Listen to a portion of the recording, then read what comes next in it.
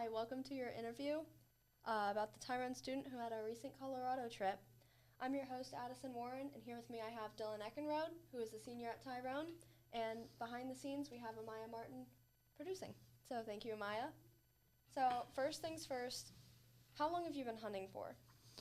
I shot my first deer when I turned 8 years old, but I've been in the woods pretty much my whole life, shooting a bow since I was 2 or 3 years old. What's your favorite device to use to hunt, bow? Do you use a gun? I use starting archery season. I use a bow compound. Then we move into rifle season. I have a Mossberg 243. It's pretty basic. I have a flintlock for later season. This year I'm probably going to get out with my bow after Christmas. I really enjoy turkey hunting in the spring. I do quite a bit of that. Been pretty successful the last couple years. But that's pretty much what I do. Some small game, pheasant hunting, some stuff like that, but that's about it. What would you say your favorite animal to hunt is? That's a hard one. Whitetail in the rut, so end of October, early, probably about the first 2 weeks of November. I really enjoy that because they're really aggressive. You can use a lot of different calling devices. You can rattle them, grunt them in. They're pretty aggressive. But turkey season in the spring, it's hard to beat that because in the morning, if you get one to gobble off the bat, it's you run and gun, and it's like an adrenaline rush like you wouldn't believe. Would you consider yourself an experienced hunter? I would say I'm pretty experienced. I do a lot of scouting in the off season throughout the summer, running a lot of cameras. I don't want to sound cocky, but I'd say I know a fair amount of stuff that I do. I think I'm pretty decent. So whenever you're hunting, would you say you say you're experienced? How experienced would you say? Would you say pretty experienced, mild? Yeah, I'd say I'm pretty experienced for being 17 years old. I think I do pretty well for myself. I usually kill. I don't know if I could say that. I usually harvest probably 3 deer minimum a year. I usually get a buck and 2 doe, but I like to spread it out throughout the area so I'm not sticking in one spot and taking out most of the deer there. What are the most points that you've ever seen on a buck? Oh, most on a buck that I've ever seen? Probably in public land, 10, 12 point. Doing some drives when I was younger, I seen a 10 point at about 15 yards. I shot, didn't even know if I had him in the scope or not. Just kind of put it in that direction, pulled the trigger. I was young and pretty dumb, but I don't know. I know Quest Haven, at the walk zone, there's some giant deer up there that are high fenced, but there's 30, 40 points up there. I mean, it's unimaginable how big those deer get. What about most amount of points that you've hunted, actually got? Biggest buck I've killed so far, nothing crazy. It was just a 7 point. It was real heavy. Shot him last year on opening day rifle season. This archery season, I seen a lot of really nice deer. Just didn't work out the way I wanted it to. Had 2 or 3 encounters at full draw. I hit a buck in archery season that I didn't recover.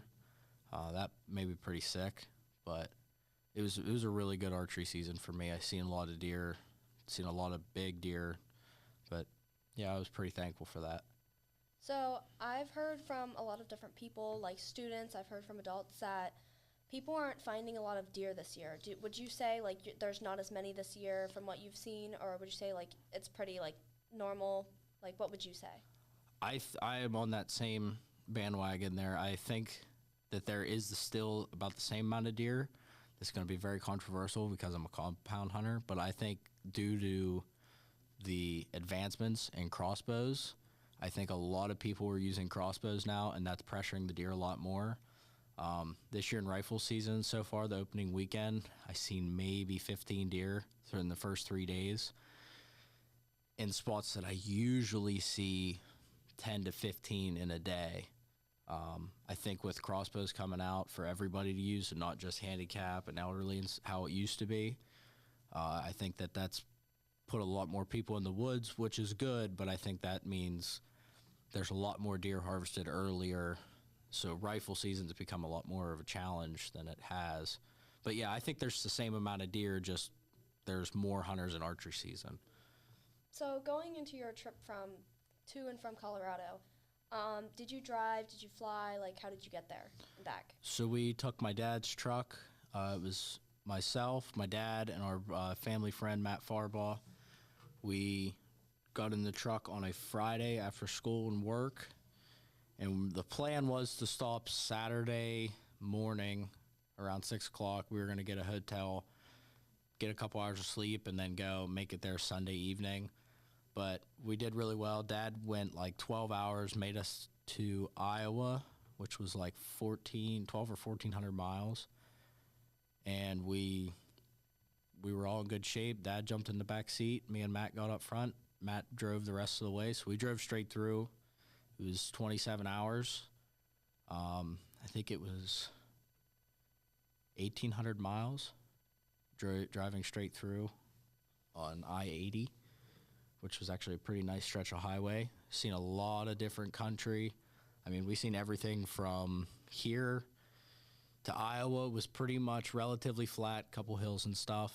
And then once you hit like Nebraska, it's a lot of nothing. You catch a couple houses here and there. There's a lot of just flat plains. The start of Colorado was like that. There was a section we did, it was like 200 miles long, and there was nothing. There was one stop where we actually had to get gas. When we got off the on-ramp, the gas station was at the top of the other side, and it was all boarded up. Kind of set a little bit of panic in. Luckily, just down the road, there was a little shack. It was called Susie's, I think, something like that. We went in there, and it was a shack. There was a diesel pump, one gas pump, and inside was just a real small room, a couple of bags of chips, some nuts, and a couple drinks. It was all that was there. But luckily it was there that we could get gas and keep going, because we would have been in trouble if not. That put us in Denver after that. So I know you're a licensed driver, and I'm sure everybody else was on the trip. Did you drive at all, like, through that whole part, or was it just your dad and Mr. Farbaugh? I didn't drive on the way out, mainly because everybody got enough sleep. I was kind of just there for a backup driver. My dad's truck's brand new too, so he didn't really want me messing that up, but I was okay with it. I just kind of was there for moral support, and I did not drive on the way out. I don't think I drove back. On the way back, it was a lot of sleeping. We were pretty whooped after being in the mountains for a couple of days. Could you tell the story of your day from morning to night, the day you got your elk? You can describe it in detail, too. Do you want me to start when we got into the mountains, or when? Yeah, start whenever. So we got to the hotel on Sunday night, or Saturday, actually. Did some driving around, checking out some scenery throughout Sunday. Met up with the outfitter that owns the tent that we stayed in and the horses. We signed some paperwork, did the contract and stuff, got the money to them. Seen a lot of cool stuff, seen a bunch of mule deer. We actually met a school teacher that drew a once-in-a-lifetime moose tag for Colorado. She waited 15 years for it. Killed one on her 7th day of the season, which was pretty cool to be part of that. Then Monday morning, we met up with the cowboys up on the trailhead on Marvine Trail. Loaded up the horses and started in. It was about 2.5 hour horseback ride, which by far was one of the coolest parts of the trip.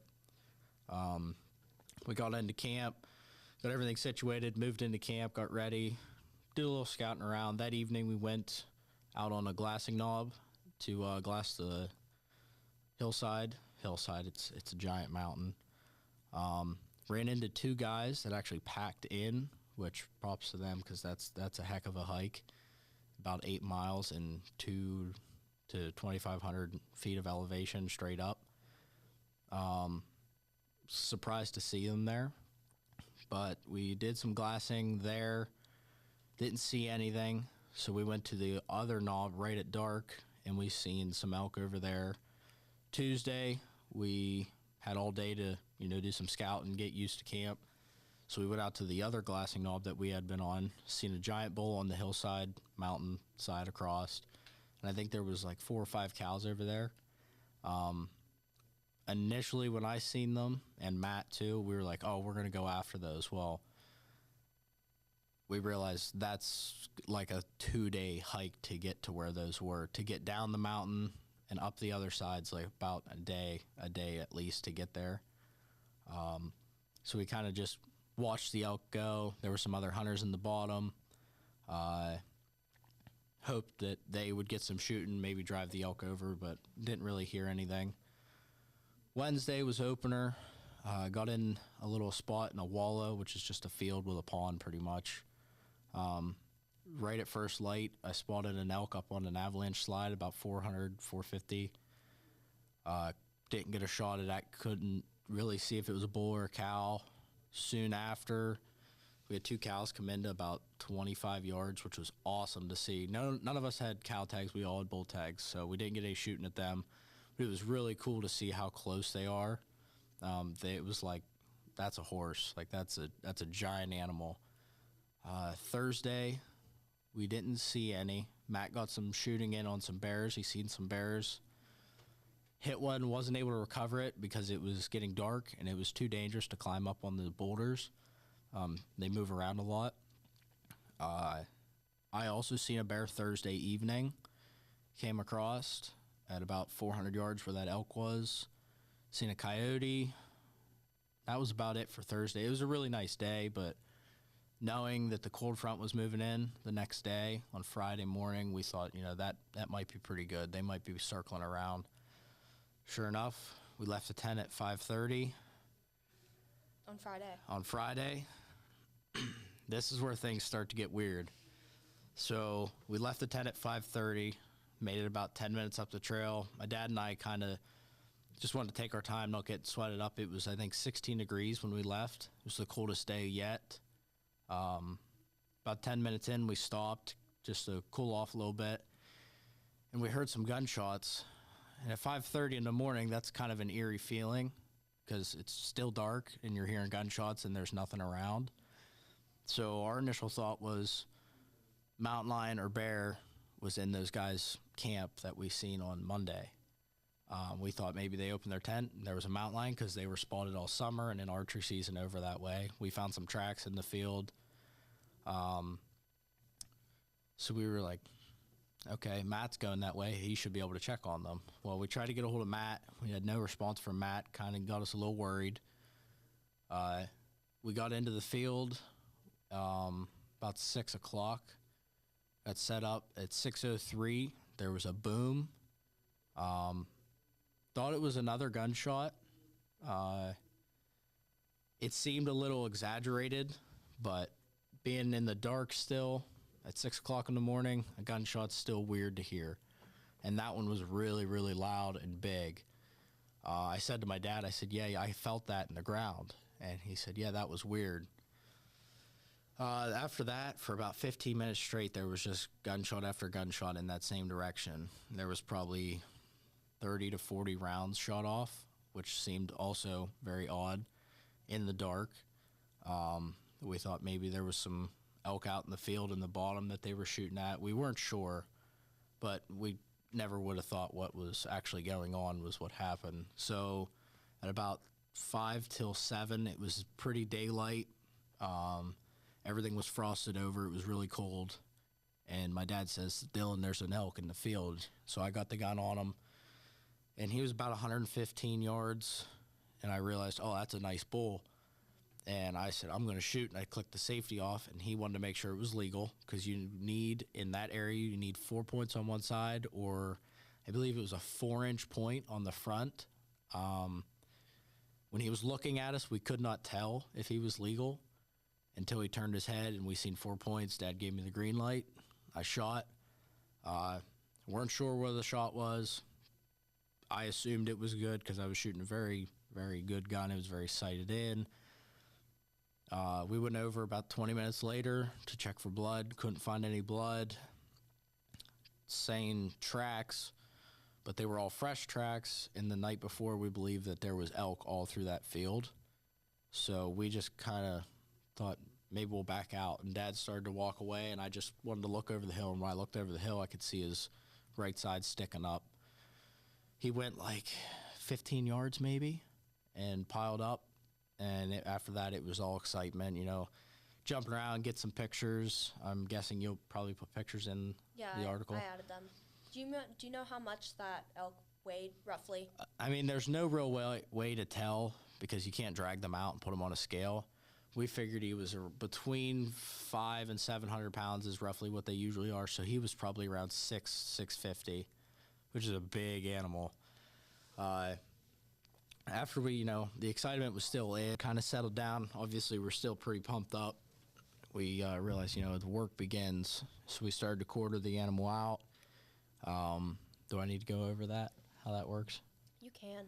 So with an elk, you can't drag it out and hang it like you would a deer. So you have to pack them, which means the carcass stays there, which is a good thing because it feeds the bears, the coyotes, the birds. The birds were all over us while we were going through it. They knew it was time to eat.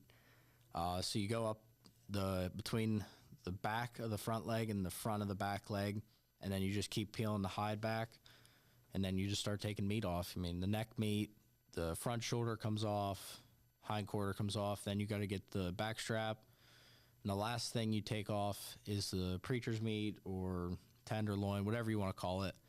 That's kind of more tricky because you have to push down on the gut paunch and reach your hand up underneath and pull that out, and you don't want to get into the gut paunch because that's when it gets messy. But we got both sides rolled over, got the head off, still all the adrenaline pumping, got all the meat packed in to game bags. Luckily, the field we were in was by the horse trail, so we didn't have to take all the meat back to camp. We were able to hang it in the trees because the dark timber out there, all the pine trees and the spruce trees, it stays a lot colder, roughly like 10, 15 degrees colder in there. Plus, it was cold that morning, so the meat was able to cool off and still be good. Hung it in the trees, planning on Bruce, the outfitter, to come get it that, I think it was Saturday he was going to come in and get it. We took the head back. We were going to take the head back to camp. I was going to skin it out to do a European mount for it. Do you want what is a European mount? European mount's just the skull. You just clean the skull out, bleach it. I like those. They're a lot cheaper than a shoulder mount. That'd be really pricey, but put the antlers and the head over my pack, and we started back to camp. We're about 3/4 of a mile from camp, and we took the horse trail back, and I had so much adrenaline running, I kind of almost ran back there, and I was the first one to camp. I was about 100 yards ahead of my dad, and you go through another wallow, another field, you cross over the spring that we use to get our water, and you go around the pine trees to camp. The plan that morning was to come back at 11 o'clock and take showers, which was going to be an experience because Matt bought a $50 shower on Amazon with an electric pump. We just had to heat water up and put the pump in it, and we were able to take showers. But we were going to take showers that day. It would have been the first shower in a week, which sounds disgusting, but, we cleaned up. But when I came around the corner to camp, I yelled for Matt, and Matt wasn't there. And I look around the pine trees, and the camp was gone. And we started realizing that's what all the gunshots and the boom was. We believe that the boom was the camp exploding. We have a bunch of different theories. We think maybe a lantern leaked propane and filled the tent. We also think maybe a battery charger that we had a bunch of battery packs, might have froze and blew up. We're not sure because obviously there's no way to tell. When we got back, there was nothing left but ash and the tent frame. And that means we had no food, no way to shower, no way to filter water because our water filtration bags were in there. Everything that we had was gone, including my phone, all 3 of our wallets, all of our cash, everything. All we had was our packs, the clothes we had on, and our guns, and that's all we had. We kind of, my dad kind of panicked. Well, he really panicked. We didn't have anything, and it was cold. It was still about 20 degrees that day at the time. And he started to realize all his Sitka gear was in there, and there's thousands and thousands and thousands of dollars. We expected maybe $8,000 to $10,000 in gear. Turns out, with everything between me and my dad, it was around $23,000 in gear that we lost. I had brand new hunting suits in there. Matt had a brand new pair of Kenetrek boots, if you're familiar with Kenetrek. They're a very high-end Italian hiking, camping, hunting boot. They're about $500-600 a pair. They were brand new. He just bought them. They were in the tent that morning. Our gaiters to keep our pants dry, the things that go around your ankle, they were in there. Still haven't got a new pair of those. Then we were like, Matt's not here. He has no idea. We knew the area that Matt was hunting in, but he also did say that he was going to move, change spots a little bit. So we were like, we got to go find Matt. So we went up the opposite way that we came from is where he went, where those guys were scouting. And we got to a Y in the trail where the Marvine Trail goes straight to the Marvine Lakes, and there's another trail that goes around the mount or the hilltop. So I went up there, and Dad went the other way, and I started yelling for Matt, and I'm kind of panicking at this point, and I hear Matt whistling, and I'm like, Matt, the camp burnt down, and he says, there's no bleep and way, you're joking. And I'm like, no, I'm serious, dude. Everything's gone. And he's like, oh, my goodness, this is bad. Again, it doesn't set in until you see what the devastation was. So we got back to camp, or what was left, and then Matt was like, oh, my goodness, this is really, really bad. So we have to use Garmin. They're called Garmin inReaches. That's the only way to text. There's no calling there. There's no service. There's no nothing. So we were trying to get a hold of the outfitter and get him up here because it was, at that point, it was like 1:30 maybe.